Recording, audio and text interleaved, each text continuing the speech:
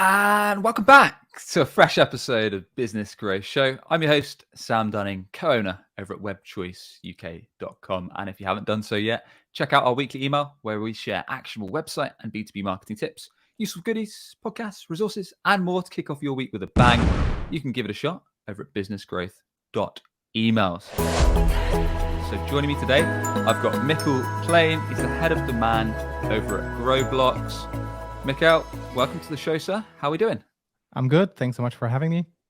No worries at all. So looking forward to chatting. We're going to be drilling down into a fresh topic today. We're going to be talking exactly how you can create a market for a brand new B2B category that's not mature, doesn't have existing demand or people aware of it or searching for it.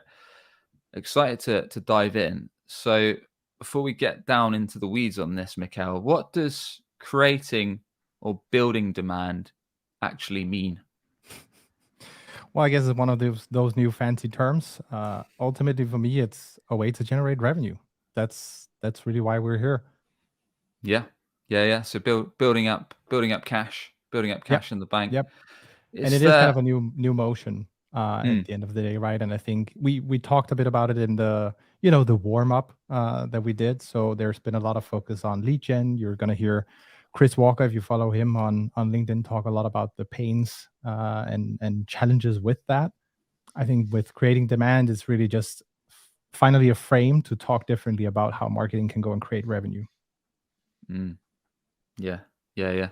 So building up demand, building up authority, typically kind of building up when it's used, when we've talked about on the show before, we're typically saying kind of building up awareness of your solution, of the problem that you fix, building up kind of brand affinity, those kind of buzzwords.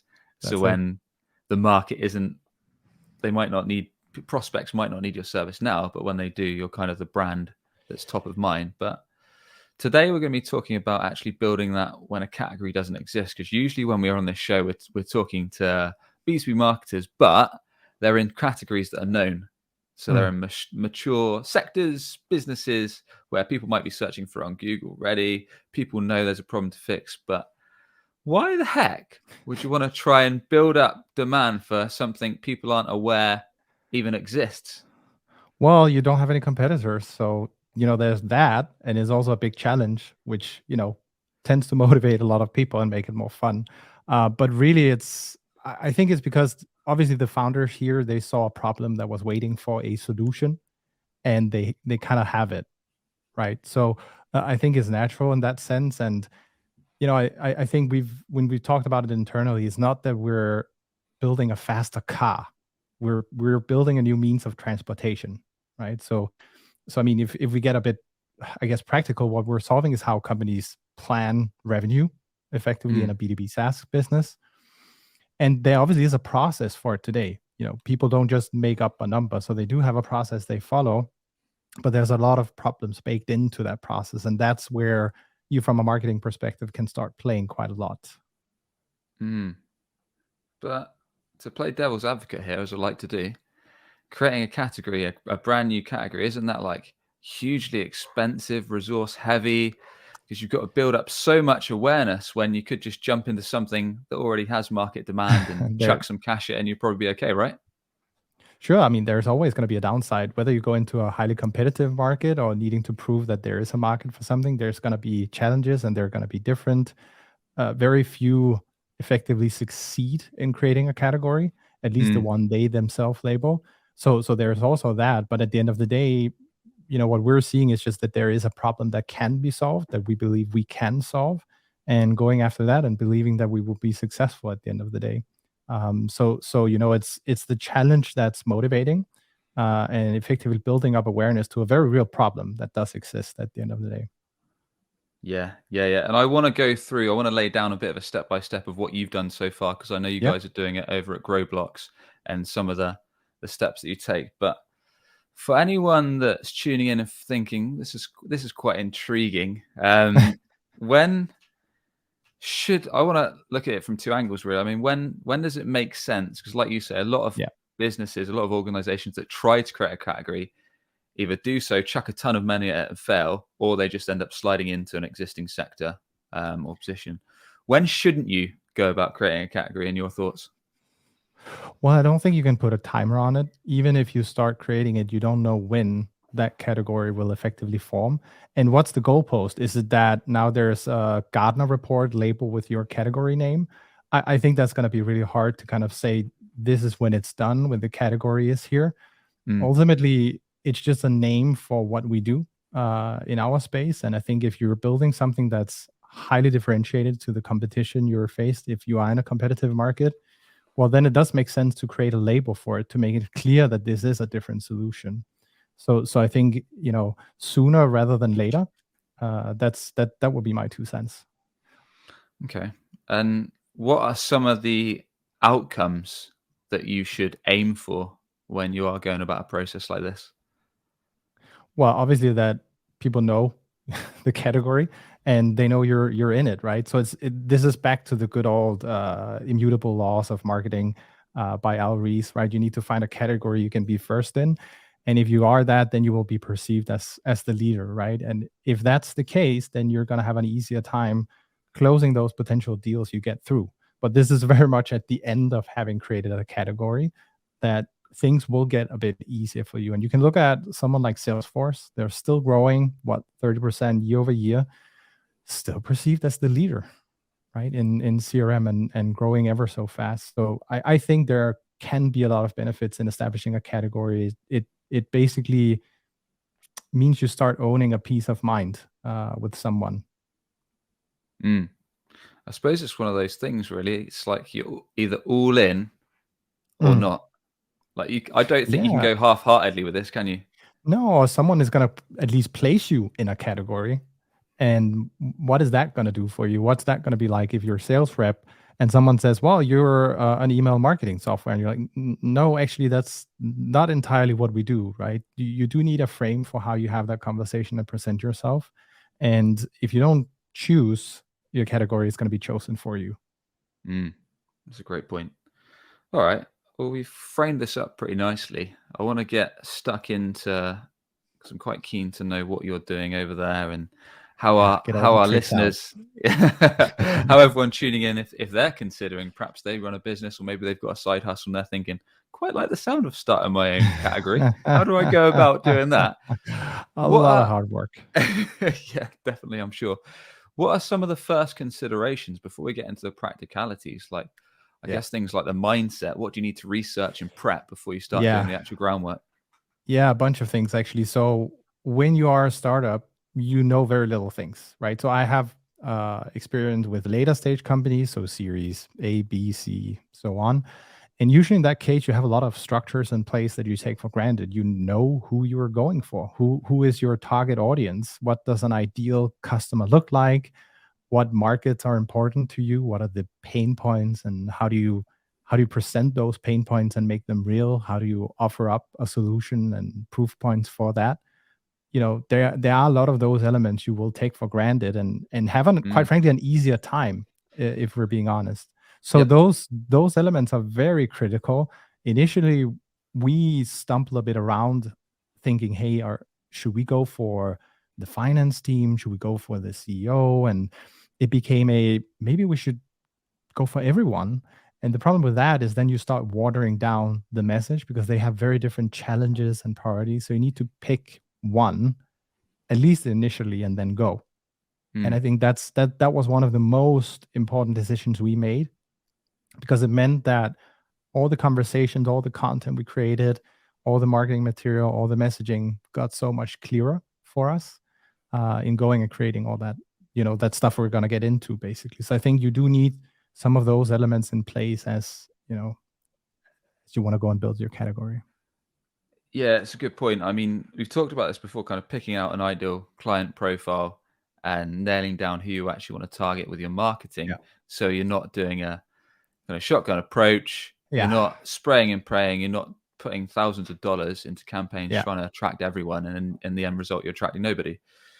But often when businesses do that in sectors that are already mature, that have existing demand, they've got so much data to choose from, right? Like they can, if they've already sold some stuff, they can look at their most profitable clients, the clients they enjoy working with, the clients that grow the business year on year. and look at all those demographics and profiles, or they can steal that intel from their competitors and so on. But if you're starting fresh, like, what are some of the ways? Like, how did you go about it? How did you think, oh, this target market looks good, let's go for it? So I think the company had already existed for about 6 months. So they've stumbled, around that journey without me, thankfully. So they've already talked with a bunch of potential customers. What they were obsessing over is really, they knew the problem and they knew the solution. And then it's figuring out, well, who is it most applicable for at the end of the day? And in effect, eventually they were able to bring some of those customers on board, which was great, and then start learning from them. And you're gonna try different things out. So they tried pitching the finance team, tried pitching CEOs, and so on. And then you start learning, hey, where is the sweet spot really for us? It's a bit intangible. It's not like, to your point, you have lots of data you can refer back to, and then, oh, okay, here's the result. Here's exactly what we should do. Yeah. So they were kind of figuring out product market fit, like working out, speaking to a bunch of prospects and seeing what stuck the most, I guess. Yeah, that's exactly it. Okay. And once that was in play, what's like the next step? Yeah, so for us, it was really, there's two ways you can usually go about it. So if you envision the classic marketing funnel, where you have awareness in the top and then customers towards the bottom, the funnel gets smaller and smaller the further down you go. And I found what many want to get to very, very fast is the bottom, right? We all want that revenue and we want it really, really fast. But then you're skipping over a bunch of steps in that funnel that you need to be accounting for. Right. And what I've just experienced over the last 5-10 years is, the most revenue and the best customers, you know where they come from? They come from your brand. They come from already knowing you, and you have no idea. It might be that they saw an ad in the end and then clicked it, but there's this whole journey that lasted, 1, maybe 2 years before they up and decided, okay, we're gonna buy this thing now. It was this water dripping until they kind of decide, okay, now it's the point in time where we are sold. We've listened to it for so long, we believe it. Now we're gonna buy it. So we had the choice of saying, well, should we start building up advertising as a way to educate the market on this problem and the fact that we have a solution, or should we go higher up? And I think it's going to be very contextual to the business you're in. We're pre-product. It's being built at the moment together with our customers. Where we wanted to end up is, when we go and launch, we have an audience that knows us, that likes us, and trusts us. That's going to be very powerful when we bring the product to market and want to, instead of having product market fit, want to have go-to market fit. So being able to scale effectively our whole setup. So that was a very conscious decision that we made, and that very much changes the tactics. So we're not really investing in paid advertising. We're going way more into organic thought leadership, content creation as a means to reach our audience and build it up. Okay. So that was really the step we took. Got it. So we're talking pre-product, building up an audience that knows, likes, and trusts our brand. To get a bit deeper, feel free to use your own brand as an example. What does that actually look like? Like, if I was a B2B company that's just started out and worked out the clients that I want to tap into, but now want to build up some kind of audience, like, what should I be doing? Do I post on LinkedIn? Do I start a podcast? Yeah. Do I start a newsletter? Or is it other things? So I think let's get a bit practical here in that sense. So what I discuss with our CEO is, imagine you're going down the grocery store, the aisle, looking for juice. You're going to have 30 choices on the shelf. We need to convince them to pick one. And obviously, we talked about the fact that we're solving a new problem, but just for the inspiration here, we need to stand out. And how do we do that? If we do the same as everyone else, it doesn't really help us. So don't get me wrong, just because we have a new solution, there are other vendors going for the same audience as us, right? So we're still competing in some sense with the content around thought leadership. So whatever we do, we have to do it differently. And what I then did is, I had a clear idea that we were going to place, I think, three bets. LinkedIn was already going, so that was a bet we should continue. we're going to do a podcast, and then we're going to build an email list.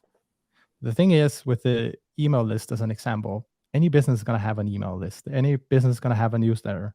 So how should ours be different? That was really the obsession. And what I did is I looked at, okay, we don't have direct competitors, but what about indirect competitors or secondary competitors? What are they doing?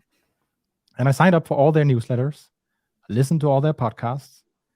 And what I found is they were doing the exact same thing. They were using the classic marketing playbook. So they had a blog, which is great. They're doing webinars.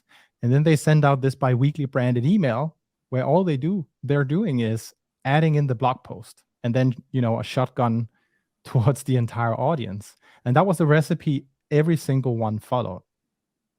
And then we said, well, if we're going to do this differently, then it's probably not going to come out from our brand. It should come out from our CEO. And it shouldn't be called a newsletter. So the working folder we have is literally, it's not a newsletter, just to keep us, remembering the fact that it's not a newsletter. And then it's not going to be a branded email template because everyone else is using a branded. So we're just going to use a plain text as if our CEO sent the email himself. And guess who writes the email? It's the CEO. He I mean, we help him, to be fair, but it is him. It is definitely his words. And who is it sent from? From his email, his actual email. And sure, someone might abuse it at some point and send him a bunch of email pitches. That's fine. We can live with that fact. But what we really want out of it is we want people to reply to the email so they can have a conversation. And that means we don't have a marketing. It's not me from marketing then sitting whenever I have time going in and then replying to the emails. It's actually access to his inbox as well that you're getting. And instead of measuring performance in relation to, hey, do we get leads out of it? Because keep in mind, we're building the audience. We measure how many replies do we get? Do we actually start some conversations here? Did we actually hit a good point with the email we just sent out? And when I've talked with other people about this email list and told them it's not a newsletter, they go, yeah, this is not a newsletter. I agree. I agree. And so I think it's really about being very focused on, you have all these channels and tactics at your disposal, and anyone will tell you you should do them. But it is your job in marketing to figure out how do you bring it to market differently at the end of the day. I think that's so that was one of the I guess that's the approach we're taking, to really look at doing things differently. I firmly believe that the marketing playbook I grew up with, over the last 10 years is done.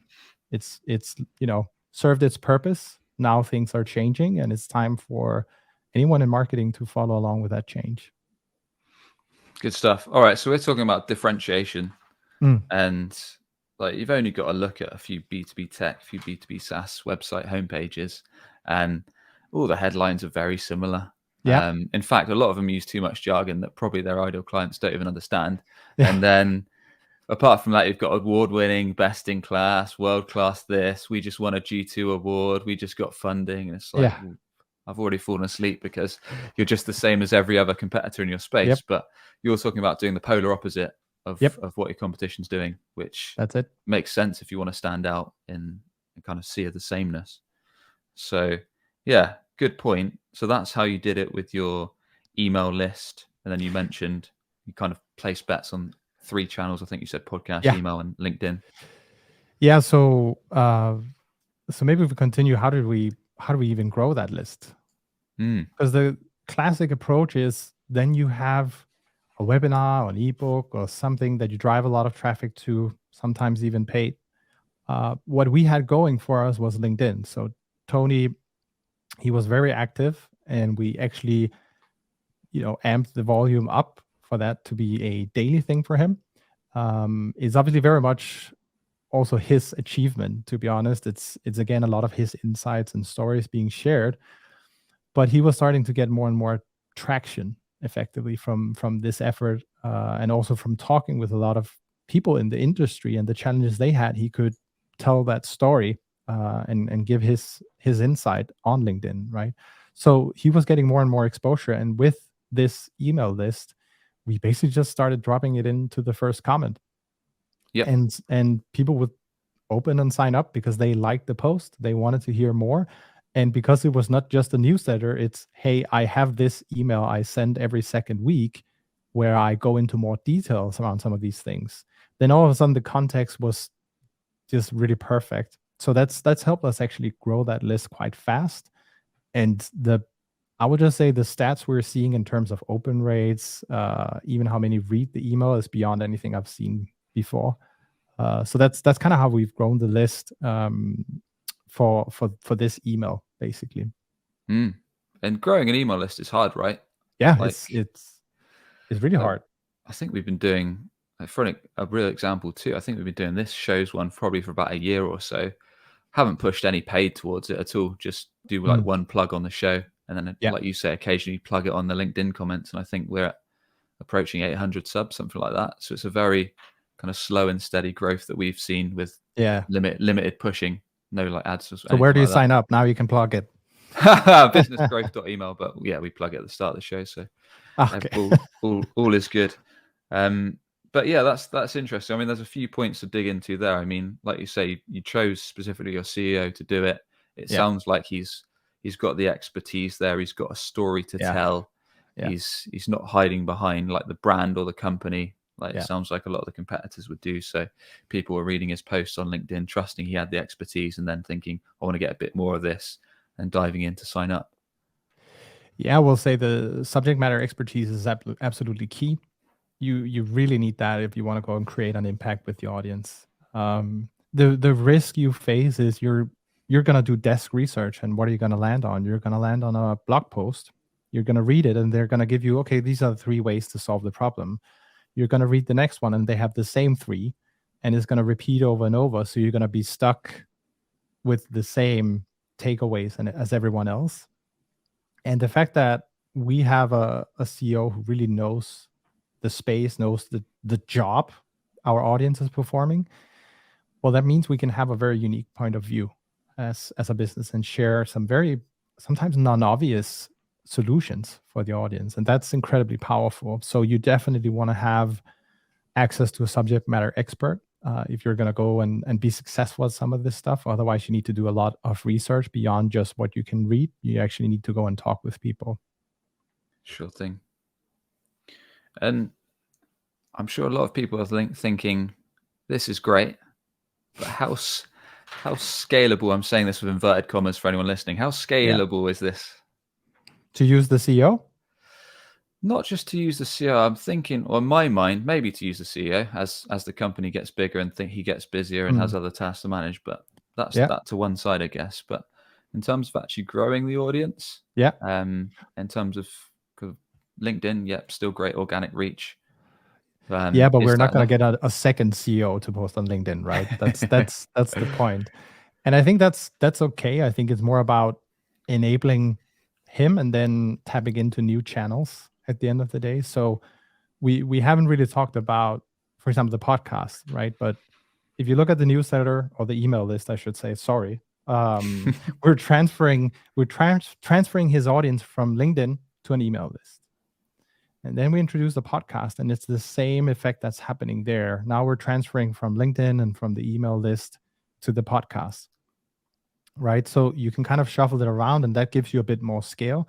And all of those channels are going to be very different. If someone reading a text post on LinkedIn is not going to be as engaged as someone who is a regular listener of a podcast show, it's just very different. The commitment is way higher in that sense, and what you achieve is also way higher. So you need to also kind of have that reflection. But for us, it's about how do we shift some of the content and the audience to the different channels that we have at our disposal that we're slowly building up, and then making them work together. So with the podcast, we started out very simple with one mic. It was just an internal podcast, and we weren't really sure what we were going to talk about other than trying to share information and news, something the team could use. And then we played with it for probably 3 weeks or so. And then we said, hey, maybe we start testing this out as an external. And we did the first couple of episodes. I don't want to listen to them because I'm pretty sure they're not going to be, I'm not going to be happy with them. You know, the first pancake always breaks. So then we introduced the second mic. We got even better with the show. We got into rhythm of how should we prepare for the show, how should we do the research. The content got better and better and better. And then we said, well, why don't we add a camera now? So while we're recording audio, just like we are now, there's then also the video component. And we use that to create content as well for LinkedIn, also for YouTube. So again, we can move a lot of these things around different channels. And that's where the scale starts appearing. Our CEO is a limited resource in that sense. And that's where at some point we're going to introduce a new character to this mix to give us that scale. Got it. Yeah. So we're talking about creating content that's interchangeable. Yeah. So whether that is using LinkedIn to then push the email list in the comments, whether that's then utilizing the podcast as part of the email list, or then the video element of the podcast into snippets and putting that out on LinkedIn, and then maybe link back to the newsletter and back and forth and so on. So it's kind of like creating a content machine.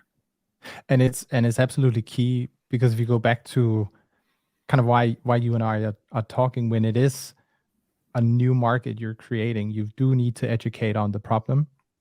And we are giving the solutions away. Sure, we are building a software solution for it, but we are giving the process and everything away. But you do need to make the market aware that there's a different way to solve this problem, to avoid the pains they're facing. And that's why it's so important also to have those different, let's say, mediums you can use, because you can, when you're talking with someone, you can relay a story very differently than in writing. Yeah. Let's go into that a bit more. So ultimately, it's probably harder for a new, if you're a company creating a new category, because I guess problems people can resonate with, but knowing there's actually a solution that fixes those is a whole other thing. So how do we go about the two? I guess, like, making people aware of these problems and then also making people aware there's a solution to fix them. Yeah.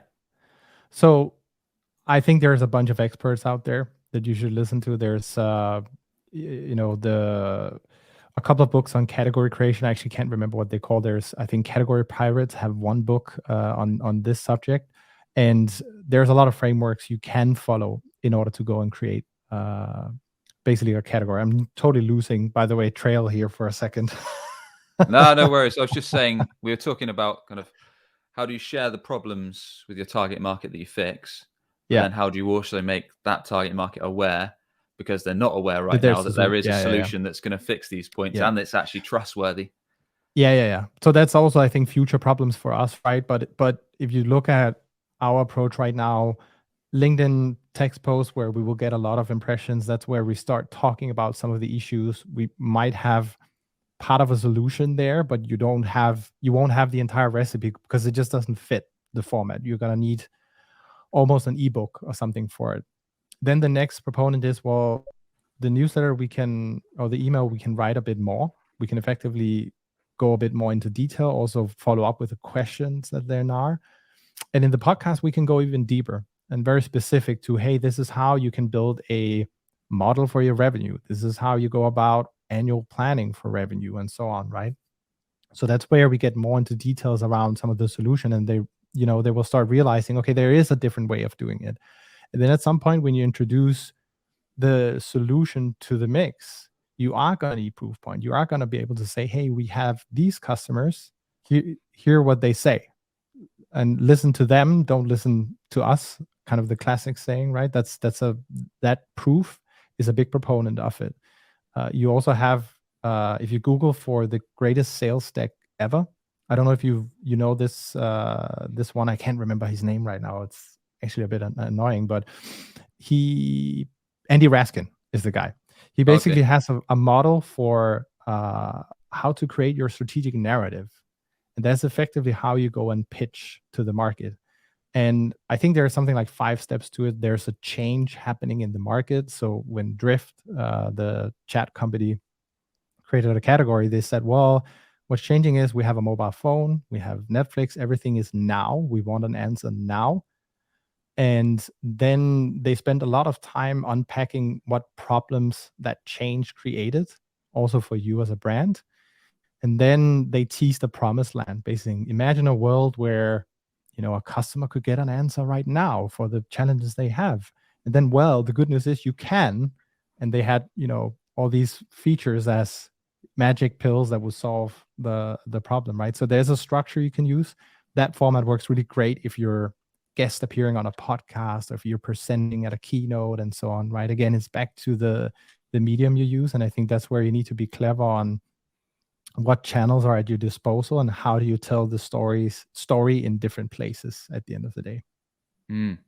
Yeah, some great frameworks there, and we can certainly reference to those in the podcast episode notes, because like you said, there's a lot to unpack when it comes to putting together these frameworks. Yeah, good stuff. So with that in mind, so your product, your offering is still being constructed, and you're on the stage where you're building an audience. Is that something that any organization, any company that wants to create a new category needs to do first and foremost? So I don't believe there are any rules at the end of the day. It's more a matter of what is right for your business, and it's going to be very different. In this case, it could even depend on funding. Do you have the means to actually go and do it? If you do, great, then you definitely can. Are you able to do it yourself without having to hire? Then great, then do that. So I think it's highly contextual. Is it valuable for us? Definitely. It's definitely valuable for us in the sense that people are getting more and more interested. It's, if we have an open position, people are more interested in joining the team also because there's a lot of momentum kind of being built around the business. And then there's all the serendipity that comes with it. So I'm not sure if you've experienced it, but sometimes Tony will go to a conference and some people already know him. They've never met because he's been posting on LinkedIn or they've been listening to the podcast. It also means he gets invited to a show or to speak at a conference. And those are the things some companies usually would pay a lot of money for, just to shortcut it. And I think that's the other side of the coin that's highly impactful. And I think if you want to go about it from the top of the funnel first and really have those channels work for you in 1-2 years, then forget about the category just for a second. Just the fact alone that you're building up that awareness is going to bring in revenue. Do you want to do that? Or do you need to focus on the product first and then solve some immediate demand? Then I think that will be very much a thought process you need to have internally. Yeah, it's a fair point. I mean, if you're a company that needs cash, needs customers quick, then it's probably not going to be one for you, because you literally need people buying your stuff pretty swiftly. And again, it's such a tricky thing, right? It's like it's the chicken and the egg, because is there demand you can go on and tap into? There's this, I don't know if anyone has fact checked it, but there's a classic saying that only 1-2% are in market at any given point in time to buy a solution. I swear that percentage varies with every guest I get on this podcast. Yeah. And that's why I say maybe we should fact check it at some point. But that's all good. But if that is the case, is there enough demand for you to even go and capture? Or do you need to actually go and create it? Then it's going to be very different, right? And I think if you're like us, if you're not just building a faster car, but a new means of transportation, then you might want to think about investing here, because you end up opening basically a shop at a corner where no one passes by and no one's ever heard of your shop. So how can you expect customers to come in? I think you should make a podcast video or LinkedIn series just on analogies, Mikkel, because you've used some awesome analogies that I've never heard. There was that one, there was a shop one, there was a pancake one, and there was something else that I've really enjoyed and appreciated. Probably it's the classic cultural thing. We talk about it. So we have a lot of nationalities in the office, and you always have, one specific analogy based on where you're coming from, and everyone else goes, huh? I love those. Love marketing analogies. Good fun. So yeah, what you said is fair. I mean, it depends where your company's at, right? If you need customers quick, then it might not be the route for you, or you might need to look at ways that you can capture some existing demand if there is some, i.e. paid search, review sites, organic search, LinkedIn ads, whatever it may be, wherever your audience is. Now, a lot of the recommendations you've given, email list or not an email list, whatever we call it, podcast. And what was the third point? The third point was, I think, LinkedIn. So podcast, email, LinkedIn, in your case, organic. Are we doing any paid distribution, or are we going purely for organic reach? Incredibly little. We've played just to try it out with a LinkedIn ad for a meetup, but that's about it. Very limited spends. I wouldn't even say we've gotten serious about it. It also takes up time usually to build out as a business for it to be successful and scalable. So we haven't done it. We've done zero paid as a business. It's purely been organic channels, and don't get me wrong, they're not free, right? There's equipment, there's man hours, there's a bunch of things that goes into it. So it still carries a cost at the end of the day as a business. But that's the route we've taken. Gotcha. Do you think you will scale it up and go paid at some stage, like a bit heavier, maybe when the product comes out? For sure, at some point we will. That's all part of the funnel, and I think we're going about it from the top of the funnel at this stage, really building our audience, and is very certain at some point.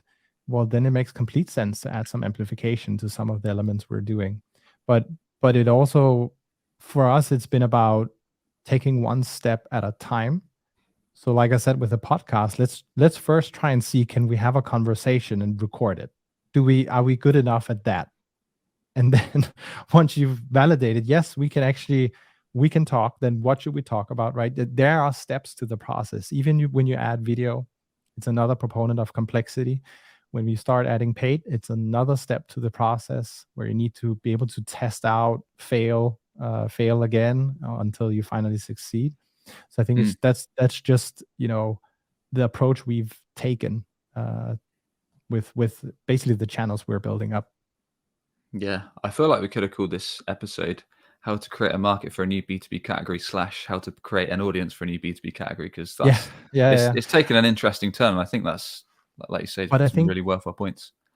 But I think it's also required if you want to go and create a category at the end of the day, right? You do need an audience that understand and acknowledges the problem at the end of the day, because otherwise we could just create a problem in a category in a vacuum where no one really knows about it, and they're going to go, oh, okay, never heard of that category. That's cool. Bye. I mean, so you do need an audience that buys into it at the end of the day.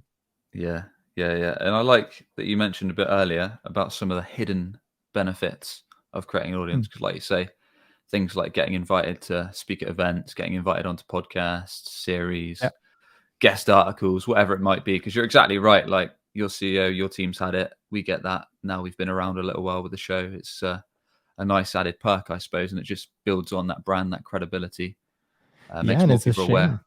It is a shame these initiatives will often die, especially in an established business, where the conversation is, I think we should start a podcast. It's like, okay, so how much revenue are we going to get out of it?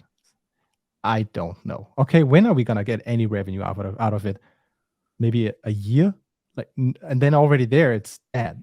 And I think that's back to what I said to you, the frustration with a lot of the founders I've talked with, very focused on the small bottom, triangle of the funnel. Let's just go and build paid. There's all these other channels you do need to think about that are hard to measure, but they do also provide a lot of upside for you. Bang on the money, sir. And with that, Mikkel, thank you very much for coming on. Very much enjoyed the conversation. Some really actionable golden nuggets there on all things creating a new category, building demand, and more.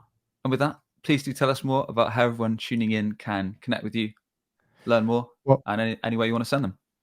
Well, first off, thank you for having me. If you want to learn more about what we do here at Growblocks, you can check us out at growblocks.com. You can also find our podcast, The Revenue Formula, on Spotify, Apple, wherever you're listening. And otherwise, hit me up on LinkedIn. Or if you're curious we talked a bit about our CEO here, you can look up Tony Holbein as well. Nice one, sir. Thanks very much. Enjoyed the chat. Thank you.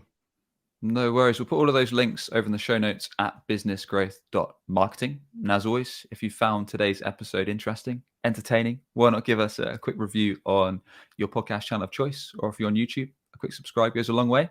And with that, we'll catch you on the next one for more actionable, no BS B2B marketing tips to grow your business and grow your revenue. Appreciate you tuning in.